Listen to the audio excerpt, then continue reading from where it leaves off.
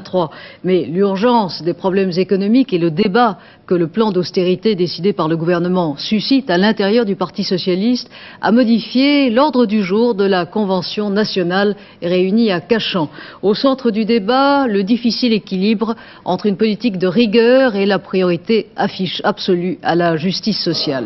Daniel Brel. Derrière le gouvernement, mais pas sans vigilance. Le cap ne doit pas être changé, les réformes de structure doivent aller plus vite. Les petits et moyens salaires ne doivent pas être bloqués. Enfin, pas de cadeau à la droite. Le Premier ministre a répondu sur un ton à la fois ferme et rassurant à toutes ces inquiétudes. Je le dis très calmement, ces réformes ne sont pas négociables. Nul ne doit pouvoir imaginer je ne sais quel troc entre les droits des travailleurs et le blocage des prix. Le gouvernement ne marchande pas, il gouverne. Autre thème à l'ordre du jour, les municipales. Les socialistes dans leur majorité sont hostiles au maintien de plus de 2 listes au deuxième tour.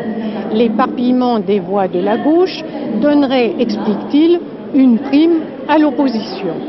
Jean Popren a par ailleurs réaffirmé que les listes devraient être établies sur la base des succès socialistes de 81 et 82.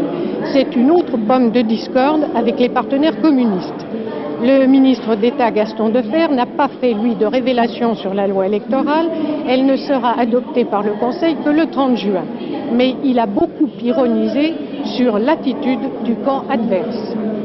Nos prédécesseurs ont en général fait des lois électorales pour nous faire battre.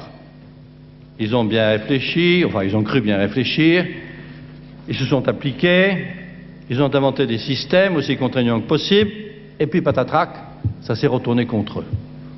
En 1977, nous avons largement gagné les élections municipales. Eh bien nous n'avons pas voulu faire une loi électorale, que dirais-je, quel qualificatif employer?